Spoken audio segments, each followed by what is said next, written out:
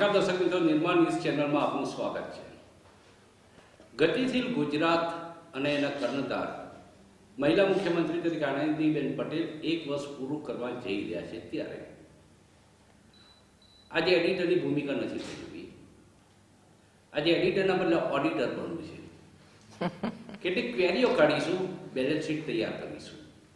સરકારે આખા વર્ષ દરમિયાન જે કામગીરી કરી છે એને સાચા અર્થમાં અને નિષ્પક્ષ રીતે મૂલ્યાંકન કરવાનો એક સહજ પ્રયાસ કરીશું. નમસ્કાર આનંદીબેન. નમસ્તે દર્શક મિત્રો. સૌથી પહેલા જ્યારે ગુજરાતના મુખ્યમંત્રી તરીકે આપે ચાર્જ સંભાળ્યો, એક અપેક્ષા હોય છે કે આગળના શાસનની સાથે લોકો કમ્પેરિઝન કરે, બેન તંત્ર પર પકડ મેળવી શકશે કે કેમ, વિકાસનું કામ આગળ વધારી શકશે કે કેમ. અને પાછી આખી ટીમ બદલાઈ ગઈ. જે સિસ્ટમ ગોઠવાઈ હતી, ઘણા બધા માણસો દિલ્હી ગયા, ઘણા માણસો બદલાતા ગયા, ઘણા અધિકારીઓ, ઘણા બધા પડકારો હતા આપણી સામે. એ પડકારોનો કેવી રીતે સામનો કર્યો? પહેલા તો ભારતીય જનતા પાર્ટીના કાર્યકર્તાઓ એ સતત સપોર્ટ કર્યો છે. પદાધિકારીઓએ પણ માર્ગદર્શન, પ્રોત્સાહન વગેરે આપ્યું. બીજો 13-14 વર્ષનો અનુભવ, વિવિધ પ્રકારના વિભાગો સંભાળવાનો અનુભવ પણ હતો.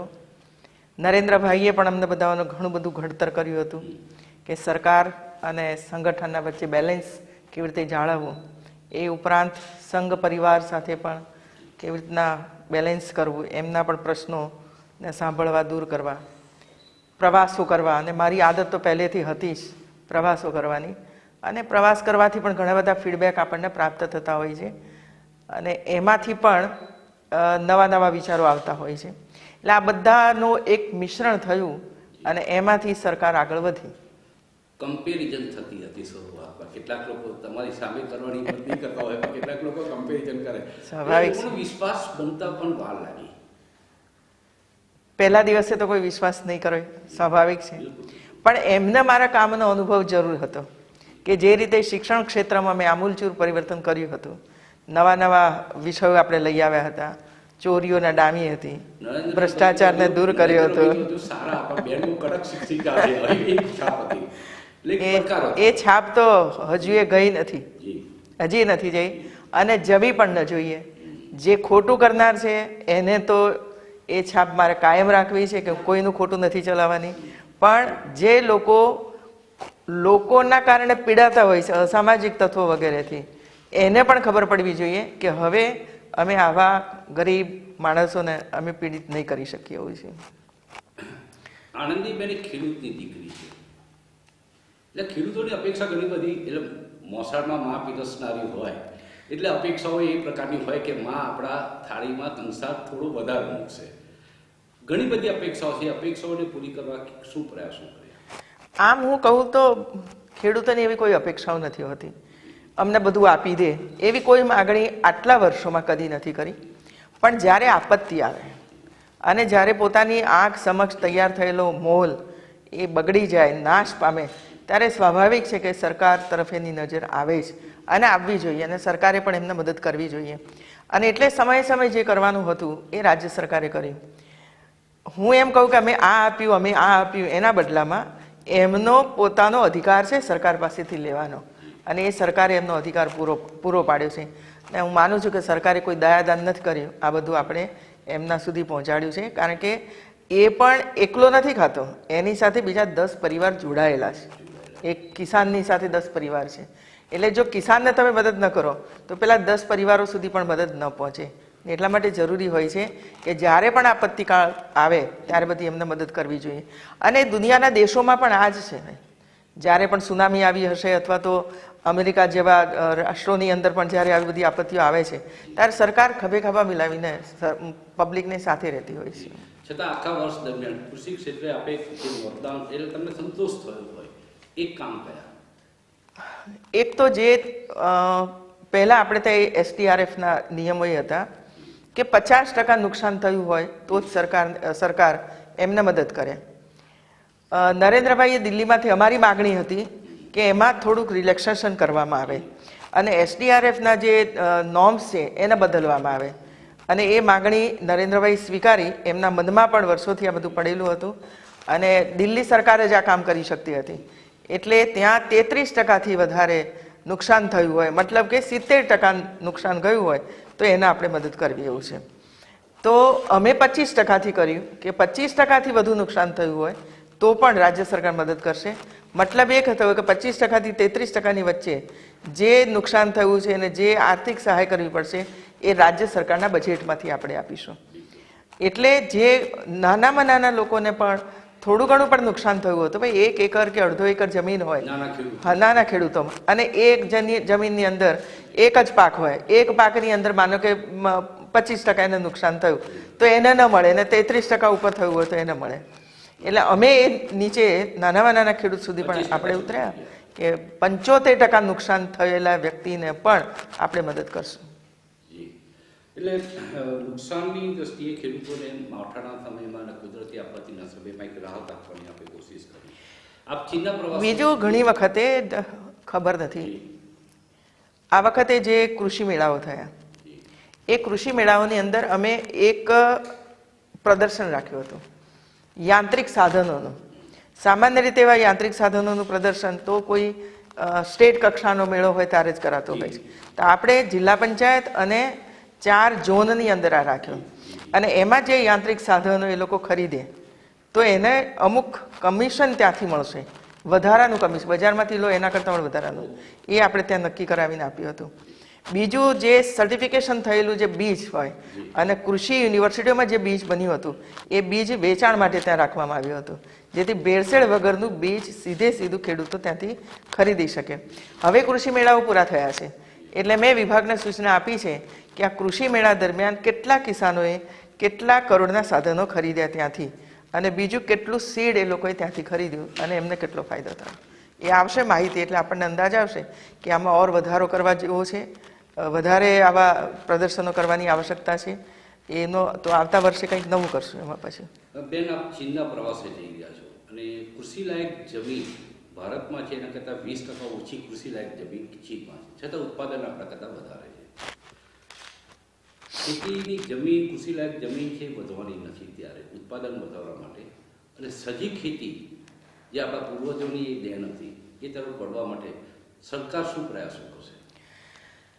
સરકારે હમણાં નવી કૃષિ નીતિ બનાવી છે અને એમને અમે એક તો ટેકનિકલ સપોર્ટ પણ કરવાના છીએ, આર્થિક સહાય પણ કરશું એમને, અને માર્ગદર્શન પૂરેપૂરું રાજ્ય સરકાર તરફથી એમને મળશે. સમયે સમયે એના સેમિનારને વગેરે પણ કરીશું જેથી કરીને વધુને વધુ કિસાનો એના ઉપર એમાં જોડાય. બીજું, એ જે માલ ઉત્પાદન કરશે એનું માર્કેટ પણ આપણે ઊભું કરીશું જેથી કરીને માર્કેટ મળી જાય તો કૃષિ પેદાશ વધારે એ લોકો ઉત્પન્ન કરી શકે. બીજું, વર્મી કમ્પોસ્ટ તૈયાર કરવા માટે ઘણા ઠેકાણે પ્રયાસ થઈ રહ્યો છે. દાખલા તરીકે વન મંડળીઓની જ્યારે હું અત્યારે મિટિંગો લઈ રહી છું ત્યારે મેં એમને કહ્યું છે કે આ વન મંડળીઓ માત્ર પ્લાન્ટેશન કરે છે અને આપણે એને પૈસા આપીએ છીએ. શું આ બધા ભેગા મળીને વનની અંદર જ જે બધા પાંદડા અને વગેરે છે, જે બહેનો ગાય ભેંસ પાળતી હશે તો એનું છાણ ને વગેરે હોય તો બધું મિશ્રણ કરીને મોટા પ્રમાણની અંદર વર્મી કમ્પોઝ કરીએ તો લોકોને જોઈએ છે, વર્મી કમ્પોઝ જોઈએ છે તો ત્યાંથી લઈ જાય, એમને આર્થિક રીતે સહાય થાય, ખેડૂતોને ખાતર મળે. તો આ પ્રકારના પ્રયાસો રાજ્ય સરકાર અત્યારે કરી રહી છે. મહિલા સશક્તિકરણની વાત અને એક મહિલા મુખ્યમંત્રી તરીકે એ દિશામાં આપે પ્રયાસો કર્યા. પોલીસ વિભાગમાં પણ મહિલાઓની ભરતી થાય, એમના રિઝર્વેશન માટેની પણ આપે વાત કરી. દૂધ મંડળીઓ, મહિલા સંચાલિત દૂધ મંડળીઓને પણ ખાસ એના પર ફોકસ કર્યું આપે. મહિલા સશક્તિકરણ એટલે ઘર દીઠ એક મહિલા, અને એની સશક્તિકરણ જો એ થાય તો પરિવાર મજબૂત બને. આ દિશામાં સરકાર કોઈ ખાસ રીતે વિશેષ યોજના લાવવા માંગે છે કે કેમ, અથવા તો લાવી હોય તો એનો અમલ અત્યારે થઈ રહ્યો તો કયા તરફે છે? બહેનોને જરૂર છે જાગૃતિની, અને રાજ્ય સરકારની જેટલી પણ યોજનાઓ છે એ તમામ યોજનાઓ જો એમના સુધી આપણે પહોંચાડીએ તો વિશેષ યોજનાઓ કરવાની હવે આવશ્યકતા નથી, કારણ કે આપણે બધા જ પ્રકારની યોજનાઓ આપણે કરી ચૂક્યા છીએ. દાખલા તરીકે આપણે મા વાત્સલ્ય કાર્ડ આપવાનો નિર્ણય કર્યો કે જે પરિવારોમાં 1,20,000ની ઇન્કમ હોય એને પણ 2 લાખનું આપણે મા કાર્ડ આપશું, જેથી કરીને કુટુંબની અંદર કોઈ પણ પ્રકારની બીમારી આવે તો સારામાં સારી હોસ્પિટલમાં જઈને એની સારવાર કરી શકો. તો આ આપણે બનાવ્યું તો ખરું, પણ હવે એનું ઇન્કમ સર્ટિફિકેટ આપવાનું, એના મા વાત્સલ્ય કાર્ડ કઢાવવાનું, એ કામ જો આપણે કરી દઈએ, સરકારી કર્મચારીઓ કરે, પાર્ટી કરે, કાર્યકર્તાઓ કરે, ગામના વડીલો કરે, તો એનો લાભ આપણે અપાવી શકીએ. 33% અનામત તો આપણે કરી દીધી, પરંતુ જ્યાં સુધી દીકરીને જિલ્લા કક્ષાએ યા તાલુકા કક્ષાએ એને આપણે સશક્ત ન બનાવીએ તો પેલા નોર્મ્સમાં એ આવી જ ન શકે એવું છે.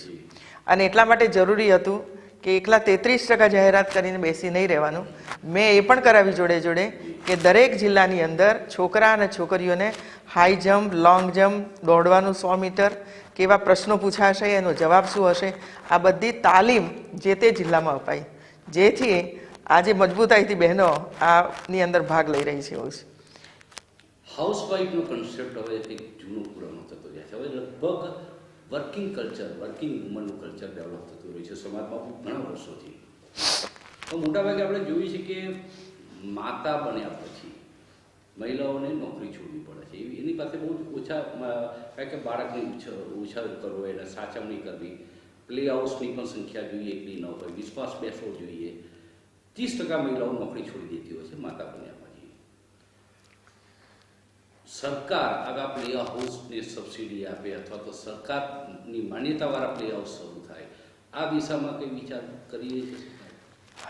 બહેનો નોકરી છોડે છે વાત સાચી, પણ હું માનું છું કે એની પાછળનું કારણ એ કંઈ અમને આ સગવડ નથી એટલા માટે અમે છોડી દઈએ છીએ એવું નથી હોતું. કેટલીક વખતે પતિના ત્યાં જાય છે ત્યારે એના પહેલાં એ પોતે નોકરી કરતી હોય છે, કાંઈ એને ખબર નથી હોતી કે મારું ભવિષ્યમાં મારું પરિવાર મને કેવું મળવાનું છે, એટલે સર્વિસ ચાલુ રાખતી હોય છે.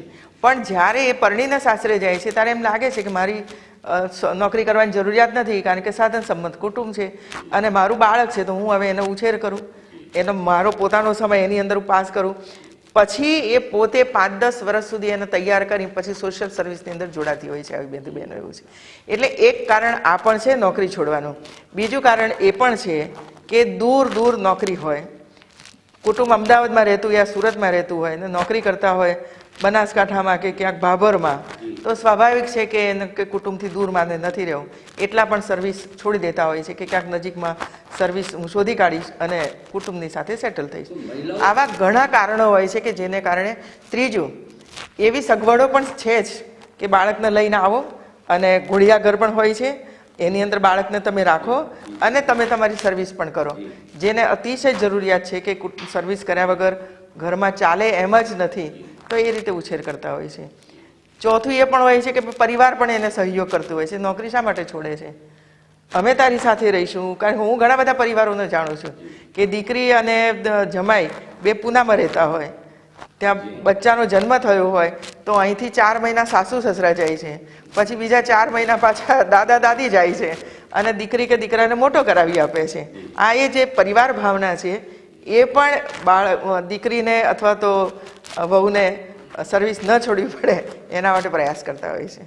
ખરી કૃષિની વાત ઉપર આવીશ, કેમ કે કૃષિ તમારો બહુ જ મહત્વ. બરાબર છે. પશુપાલન વ્યવસાયને હજુ પણ વધારે ડેવલપ કરી શકાય એમ છે, કેમ કે લોકો હવે ગામડાઓ તૂટતા જાય છે, શહેરો તરફ આવતા જાય છે. દુધાળા ઢોરની જે પાલવાની જે શક્તિ હતી એ પણ કંઈક એમાં ન પાઈ છે. એક દુધાળા ઢોર જો ઘરમાં એક પરિવાર રાખે તો આખા કુટુંબનું ગુજરાન ચાલે. બરાબર છે. તો આ દિશામાં સરકાર કોઈ ખાસ યોજના લાવી છે? સરકારની યોજના છે જ, ચાલુ છે. એની અંદર આપણે સબસિડી વધારી. પહેલાં 35,000 રૂપિયા સબસિડી આપતા હતા, તો હવે આપણે 50-55,000 સબસિડી આવે, કારણ કે ગાય અને ભેંસની કિંમતો વધવા માંડી છે. એક એ બાજુ, બીજી બાજુએ આપણે બુલ એવા હવે પસંદ કરવા માંડ્યા છીએ કે જેને કારણે જે ગાય 2 કે 3, બહુ હોય તો 4 વેતર પછી એ નકામી થઈ જતી હતી, આજે એવી ગાયો હવે તૈયાર થઈ છે કે જે 7, 8, 9 વેતર સુધી પણ દેશી ગાય, એની સુધારણા, એની ઓલાદની સુધારણા કરવા માટેનો ભરપૂર પ્રયાસ રાજ્ય સરકાર કરી રહી છે અને એના ખૂબ સારા પરિણામો આપણે ત્યાં આવ્યા છે. એટલે એકલું એવું નથી કે જે અત્યારે જે ઓલાદ છે એ જ ઓલાદના આધારે આપણે ચાલીશું. બીજું કે પશુઓ પણ ધીરે ધીરે કરી નવા પ્રકારના રોગો એમનામાં પણ આવી રહ્યા છે. બીજું, એમના ઓપરેશનો નહોતા થતા અને એટલે ગાય એવું થાય કે ભાઈ હવે આ 4 વેતર થઈ ગયું છે, 5 વેતર થઈ ગયું છે, એટલે હવે વસૂકી જશે, માટે હવે એને નથી કરવું. પણ હવે ફ્રીમાં ઓપરેશન આપણે કરીએ છીએ પશુઓના, 1 પણ રૂપિયો લેતા નથી. અને એટલે એ લોકોને પણ એમ લાગે છે કે ભાઈ ના ચાલો હવે તો એનું ઓપરેશન કરાવી દઈએ તો 2 વેતર વધારે આપશે તો આપણને ફાયદો જ થવાનો છે આની અંદરથી. એટલે એ પ્રકારનો વિચાર કરીને આગળ વધી રહ્યા છે. આજે હું તમને કહીશ કે મેં એવી કેટલીય બહેનો જોઈ છે કે જે 100 150 ગાયોના તબેલા કરીને હજારો લીટર દૂધ પેદા કરી અને 35 લાખ લીટર એમની અંદર ભરાવતા હોય એવા પરિવારો છે આજે. જે પહેલાં 1 ગાય 1 ભેંસ પાળતા હતા, આજે મોટા તબેલા કરે છે અને પોતે 10-15 પરિવારોને એની અંદર રાખતા હોય છે, બધું સાફ સૂફી કરવા માટે ને ગોબર ઉપાડવા માટે ને એ બધું કરવા માટે હોય છે.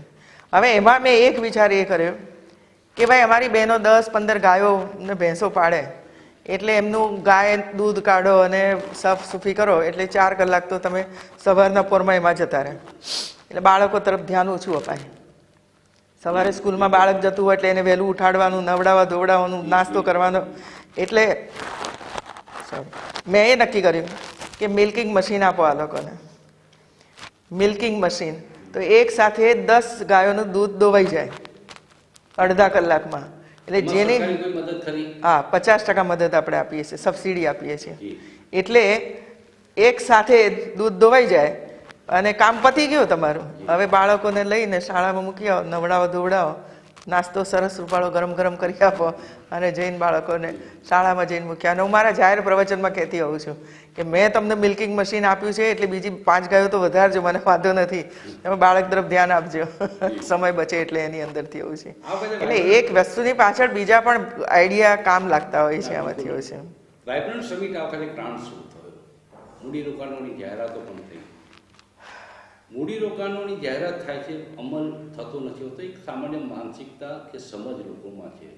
પરંતુ આ વખતે જે પણ મૂડીરોકાણ માટે કોઈ ઉદ્યોગ ગૃહે બતાવી હોય તત્પરતા તો છેક ગ્રાસરૂટ સુધી એનો અમલ થાય પ્રેક્ટિકલી, એ માટે સરકારે આ વખતે શું સાવધાની રાખી? પહેલાં તો હું એ કહું કે આ જે લોકોમાં આની કોઈ ચર્ચા નથી, કારણ કે એ બધા વડોદરામાં આનું ઉદ્ઘાટન થયું, 400 લોકોને નોકરી મળી, ભરૂચની અંદર આ થયું, 2000 લોકોને નોકરી મળી, હોન્ડા અહીં શરૂ થઈ ગયું, આટલા લોકોને નોકરી મળી, એ ચર્ચાનો વિષય છે જે તે એરિયાની અંદર એવું છે. પણ કોંગ્રેસનો આ મુદ્દો છે, કોંગ્રેસનો મુદ્દો છે, મીડિયાનો મુદ્દો નથી, કોંગ્રેસનો મુદ્દો છે કે ભાઈ આ કશું થતું નથી ને આ બધું આમ છે, ફોગટ છે, બધું એવું છે. પણ સિંગલ વિન્ડો સિસ્ટમ આપણે ઊભા કરી રહ્યા છીએ અને જેટલી પણ મંજૂરીઓ ક્યાં લેવાની આવશ્યકતાઓ છે એની યાદીઓ બની રહી છે, ફોર્મનું સરળીકરણ થઈ રહ્યું છે અને એક ઓફિસની અંદર અલાયદી વ્યવસ્થાઓ ઊભી કરી રહ્યા છીએ ઓનલાઈન, કે જેથી કરીને આવનાર જે લોકો છે એના દ્વારા એમને ઝડપથી મળી જાય. એક કેન્દ્ર સરકારમાં પણ આપણે એક ઓફિસ શરૂ આરડીસી ત્યાં છે એની ઓફિસમાં પણ આપણે આ ઊભું કરીશું, જેથી અહીંથી જે કંઈ જાય ત્યાં જાય, ત્યાંથી પછી બધા મંત્રીઓ હોય એમની ફોલોઅપ થાય, જેથી આપણે અહીંથી ફોલોઅપ કરીએ અને કેન્દ્ર સરકાર આપણને મદદ કરે. અને હવે કેન્દ્ર સરકાર એકદમ પ્રોએક્ટિવ છે, જેમ ગુજરાતમાં પ્રોએક્ટિવ ને ગુડ ગવર્નન્સ હતું એવું હવે કેન્દ્રમાં પ્રોએક્ટિવ ને ગુડ ગવર્નન્સ છે. એટલે હવે આપણને કોઈ પ્રોબ્લેમ નડવાનો નથી એવું છે. ત્યાં તો પર્યાવરણની મંજૂરી નહોતી મળતી, કારણ કે જ્યાં સુધી જેનથી ટેક્સ ના ભરો ત્યાં સુધી મંજૂરી નથી મળતી. હવે કોઈ એવો ટેક્સ છે નહીં એવું છે. સ્વચ્છતા અભિયાન એ ભારત સરકારનું સપનું છે અને નરેન્દ્રભાઈએ આ સ્વપ્નના બીજ રોપ્યા. આવનારા દિવસોમાં શહેરો માટે સુરેજ પ્રોબ્લેમ ખૂબ ગંભીર સમસ્યા બનવાનો છે. નવી સોસાયટીઓના બાંધકામના પ્લાનને મંજૂરી આપતા પહેલા આ બાબતમાં સુરેજનો ઇસ્યુ જે ગંભીર બને નહીં એ માટે જે ચોક્કસ શરતો મૂકવામાં આવે અને પછી સોસાયટીઓના બાંધકામની મંજૂરી મળે કે જેથી અમુક લિક્વિડ પ્રકારનો કચરો હોય, જે અમુક બીજો અન્ય હાર્ડ કચરો હોય, તો એ પ્રકારના કચરાથી પણ આવક થાય સોસાયટીઓને, એ માટેની કોઈ યોજના વિચાર છે? ટુકડે ટુકડે તો એ બધી યોજનાઓ આપણે નહીં કરી શકીએ એવું છે, પરંતુ આપણે જે નવી જે પોલિસી ને નવી જે ટેકનોલોજી આવી રહી છે એની અંદર એ ટેકનોલોજીનો ઉપયોગ આપણે સિટીની અંદર કેવી રીતે કરી શકીએ અને જે નવો માનો કે ઔડા છે કે આ બાજુ રૂડા છે કે સુડા છે, એ જે વિસ્તારો નવા ડેવલપ થઈ રહ્યા છે એની અંદર એનો પ્રાયોગિક ધોરણે એની શરૂઆત કરવી અને એ માટેના પ્લાન વગેરે ચાલી રહ્યા છે. એસટીપી પ્લાન્ટ તો આપણી પાસે છે અને એનું પાણી પણ આપણે એનો રીયુઝ ખેડૂતોમાં એમાં તો આપણે કરી રહ્યા છીએ. પ્રશ્ન એ છે કે જે રીતે આખું નીચે પ્લાનિંગ થઈ ગયું છે વર્ષોના વર્ષોથી, એને ફરીથી તોડફોડ કરીને આપણે કંઈ કરી શકીએ એ સ્થિતિમાં નથી એવું છે. એટલે હું એ નથી કહેતી કે હું આમાં પાછી પડું છું એવું છે, પણ લોકો પણ એનો પેલો કરે છે કે વારંવાર તમે તોડો છો ને વારંવાર અમને પરેશાન કરો છો, આ સ્થિતિ છે. પરંતુ જે પાણી બહાર નીકળે છે, જે રીતે આપણે બહાર કાઢીએ છીએ તે એ પાણીની અંદર આપણે અમે જ્યારે અહીં જઈ રહ્યા છીએ ત્યારે એની અંદર એ લોકો જે ટેકનોલોજીનો યુઝ કરે છે એને આપણે ત્યાં કેવી રીતે કરીએ છીએ રીયુઝ કરવા માટેનો. અને આપણી માનસિકતા કેવી છે કે તમે ગમે તેટલું શુદ્ધ પાણી આ કરીને આપો, ટોયલેટનું વપરાયેલું પાણી હોય કે નહાવા ધોવાનું પાણી હોય, ગમે તેટલું શુદ્ધ કરીને આપો, પણ આપણી માનસિકતા હજુ બહાર નથી નીકળતી કે અમારે તો નર્મદાનું પાણી જોઈએ. હાય, આવું પાણી પીવાતું હશે. તમે 2 બોટલ જોડે મૂકો એને ખબર નહીં પડે કે આ વોટર એ ડ્રેનેજનું છે અને આ વોટર એ નર્મદાનું છે. નથી ખબર પડતી, સ્વાદમાં પણ નહીં, શુદ્ધિકરણ પણ એટલું. પણ એક માનસિકતામાંથી આપણે બહાર નથી આવતા. એક બીજો એક પ્રશ્ન આપણને એ નડી રહ્યો છે, નાના જે શહેરો છે એ શહેરોમાં તો આપણે હવે ડ્રેનેજ નાખવાની શરૂઆત કરી દીધી છે. હવે એ ડ્રેનેજનું પાણી તો ક્યાંક તો લઈ જવું પડશે, કચરો ક્યાંક તો લઈ જવો પડશે. એટલે જ્યાં સરકારી જમીન આપણને પ્રાપ્ત થાય છે ત્યાં એ આપણે એને એલોટ કરીને આપીએ છીએ. પણ એના નજીકમાં 1 કિલોમીટર દૂર કે 2 કિલોમીટર દૂર ગામ છે, એ ગામ તરત વિરોધ કરવા માંડે છે કે એમની દુર્ગંધ અમારે લેવાની, અહીં કચરો નહીં નાખવાનો, સ્ટે લઈ આવે, હાઈકોર્ટમાં જાય. આ જે પ્રોબ્લેમ ઊભા થાય છે, પછી હાઈકોર્ટમાં આપણે 2 વર્ષ થઈ જાય લડવા માટે, ત્યાં સુધી આ બધું પાણી બહાર જ જતું જાય. હાઈકોર્ટમાંથી ઉપાડી દેવામાં આવે અને જજમેન્ટ અપાય કે નહીં અહીંથી અહીં જ થશે, એટલે વળી પાછા પેલા શાંત રહે. ત્યાં સુધીમાં તો ઘણું બધું જતું રહેતું હોય છે ભાઈ. અને એ પ્લાન્ટ જે એ વખતે 25 કરોડનો હોય તો 2 વર્ષ થાય એટલે 50 કરોડનો પ્લાન્ટ થઈ જાય. એટલે બીજા 4 પ્લાન્ટ બંધ કરી અને આ બીજા 4 પ્લાન્ટ આપણે ઊભા કરવા પડે. આ જે પ્રેક્ટિકલી પ્રોબ્લેમ છે એ કોઈ પણ સરકારને આપણને નડે છે. દારૂબંધી એ ગુજરાત એ હંમેશા પહેલ કરી છે, પણ છતાં પ્રોહિબિશનના ગુનાઓ જે બને છે એ ગંભીર ચિંતાનો વિષય. જે સંવેદનશીલ વ્યક્તિ છે એ દિશામાં ચોક્કસ વિચારશે. કારણ કે એક વ્યક્તિ ઘરમાં દારૂ પીતો હોય, આખું પરિવાર એનામાંથી સફળ થતું હોય. સરકાર આ માટે કડક કોઈ કાર્યવાહી કરવા પ્લાનિંગ કરે? સરકારે કડકમાં કડક કાર્યવાહી શરૂ કરી છે. અને હવે તો હું આપને પણ વિનંતી કરીશ કે ક્યાંય પણ હવે જો દારૂનો અડ્ડો ચાલતો હોય કે ક્લબ ચાલતી હોય તો તમે મારું ધ્યાન અવશ્ય દોરજો. કારણ કે 7 રેન્જ આઈજીએની મિટિંગો, એની સાથે જોડાયેલી એસપીની મિટિંગો, એ મેં 4 કલાક, એક રેન્જ આઈજી માટે 4 કલાક મેં ફાળવ્યા છે. અને સાંજે 7 વાગે બેસવાનું, રાતના 10 વાગે 11 વાગે એ મિટિંગ પૂરી કરવાની. અને એમને બધાઓને ડેડલાઇન આપી દીધી છે કે તમારે આટલું કામ કરવાનું છે, હવે હું કશું જ નથી ચલાવવાની. અને કોઈ પણ જગ્યાએથી જો દારૂનો અડ્ડો પકડાયો અથવા કોઈ મને કહેશે અને અહીંથી મારી એક ઓફિસનો કોઈ માણસ આવશે તો જવાબદારી તમારી રહેશે. આજે લગભગ 15-20 દિવસ થયા છે તો મેસેજ એ આવી રહ્યા છે કે અહીં હવે બહારથી આવતું તો બંધ થયું છે, અહીંથી આવતું બંધ થયું છે. પણ હું એના ઉપર બરાબર ધ્યાન રાખી રહી છું. એવું નથી કે 15 દિવસ તો બંધ કરી દે તો એ બધા પણ હોશિયાર જ છે કે 15 દિવસ સુધી બંધ કરી દે પછી વળી પાછું ચાલુ થઈ જાય. એ મારા ધ્યાન ઉપર હોય છે આ બધી બાબત. એટલે હું કાર્યકર્તાઓને પણ ફોન કરીને ક્યાંક ના ક્યાંક પૂછું છું, ધ્યાન આપજો, કાંઈ શરૂ થાય તો મને કહેજો, તમે ધ્યાન આપજો, મને શરૂ થાય તો કહેજો. એમ હું કહેતી હોઉં છું. મને આમાં કોઈ પેલો નથી, કારણ હું જાણું છું કે એક વ્યક્તિ ઘરની અંદર દારૂ પીએ તો સૌથી પહેલી સફર માં થાય છે, મહિલાઓ થાય છે. અને બાળકોમાં એક પ્રકારની આદત પડી જાય છે અને યુવાનોની અંદર આદત પડે છે અને પછી તો ચાલ્યા જ કરતું હોય છે ને એક આખું કુટુંબ બરબાદ થઈ જતું હોય છે. અને એટલા માટે એના ઉપર ધ્યાન ચોક્કસ કેન્દ્રિત કરવું જોઈએ અને એક માતા તરીકે તો વધારે કેન્દ્રિત કરવું જોઈએ. અને એટલે એક કડકાઈ કરી છે મેં અને કડકાઈના આધારે અત્યારે તો કામ નીચે ચાલે છે, પણ ક્યાંય પણ લૂજ ન પડે એના માટે હું બરાબર ચારે બાજુ ધ્યાન રાખી રહી છું. દારૂનો અડ્ડો આ જગ્યાએ ચાલે છે એવી માહિતી આપનારને સૌથી પહેલું ભય રહે છે પોતાની જિંદગીની સલામતીનો. પોતાનું નામ જાહેર થઈ જાય અને પછી એને દુશ્મનાવટો શરૂ થઈ જાય અને ઘણું બધું સફળ થતું હોય. આવી હેલ્પલાઇન કે આ જગ્યાએ દારૂનો અડ્ડો ચાલે છે એવી હેલ્પલાઇન સરકાર શરૂ કરે છે, કરવા માંગે છે. 1091 છે જ, એના ઉપર જો એ ટેલિફોન કરે તો એના ઉપર એક્શન લેવાય છે. એ જ રીતે બહેનો ઉપર કંઈ પણ અત્યાચાર થાય તો કોઈ પણ વ્યક્તિ ફોન કરે તો એની ક્યાંય નોંધ નથી થતી, માત્ર એના મેસેજ આવતા હોય છે.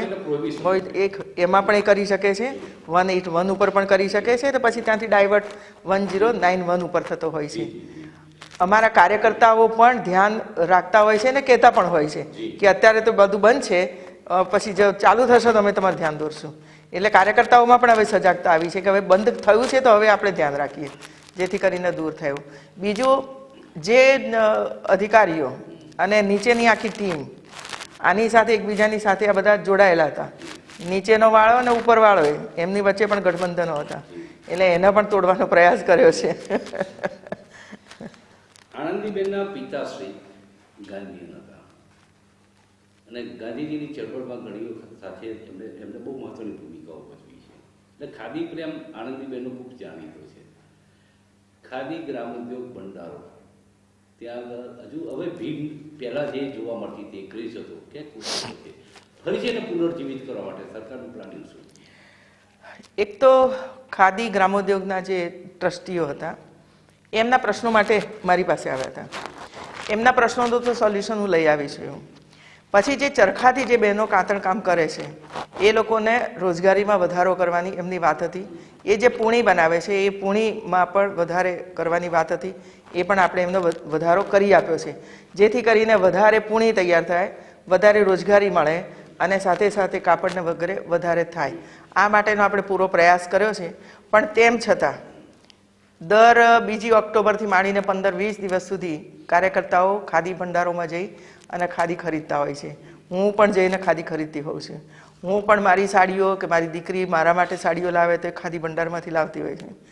એટલે ખાદી પહેરવી અને ખરીદવી અને પહેરવી એ અમે અમારી રીતે તો પ્રયાસ કરીએ, અમે પબ્લિકને પણ કહીએ કે ખાદી ખરીદો, ખાદી ખરીદો. અને એટલે નરેન્દ્રભાઈ કહેતા હતા કે તમે જે 5 જોડ કપડાં રાખતા હો તો એમાંથી 1 જોડ એ ખાદીની રાખો એવું છે. અને આજે પણ હું કહું છું કે જો પરિવારની અંદર એક વ્યક્તિ 1 જોડ ખાદીના કપડાં ખરીદે તો ઘરની અંદર 5 વ્યક્તિઓ હોય તો 5 જોડ ખાદીના કપડાં ઘરની અંદર આવે તો એક નાનામાં નાના માણસને રોજગારી એની અંદરથી મળતી હોય છે, એના કુટુંબનું ભરણ પોષણ એમાંથી થતું હોય છે. એવું છે. આનંદીબેન શિક્ષિકા હતા ત્યારે બહુ કડક રીતે ઉત્તરવહીઓ ચકાસતા હતા અને માર્ક્સ આપવામાં બહુ કંજૂસ હતા. તો સેલ્ફ એસેસમેન્ટનું કહેવામાં આવે તો આનંદીબેન પોતાની સરકારની 1 વર્ષની કામગીરીમાં 5 સ્ટારમાંથી કેટલા સ્ટાર આવશે? જો વિદ્યાર્થીઓ છે એ વિદ્યાર્થીઓના પેપર શિક્ષકો તપાસતા હતા, એને શિક્ષકો એનું મૂલ્યાંકન કરતા હતા. આજે હું શિક્ષિકા નથી કે જેથી કરીને મારા પેપરનું મૂલ્યાંકન હું કરું.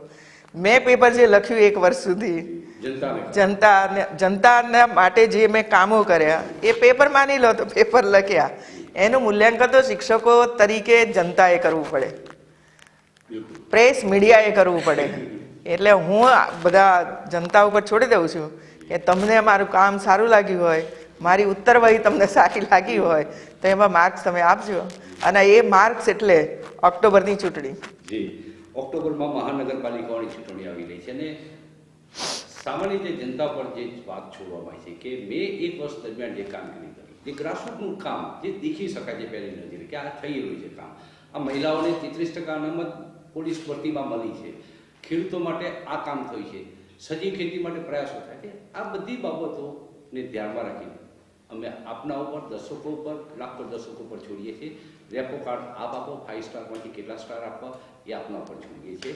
ઓક્ટોબરમાં ચૂંટણી આવી રહી છે, બહુ જ સૂચક રીતે બેન બહુ મહત્વની વાત, સરકારી કામગીરીને લગતી ઘણી બધી વિગતોની ચર્ચાઓ આપી કરી. આપનો ખૂબ ખૂબ આભાર. ધન્યવાદ દર્શક મિત્રો. નિર્માણ ન્યૂઝમાં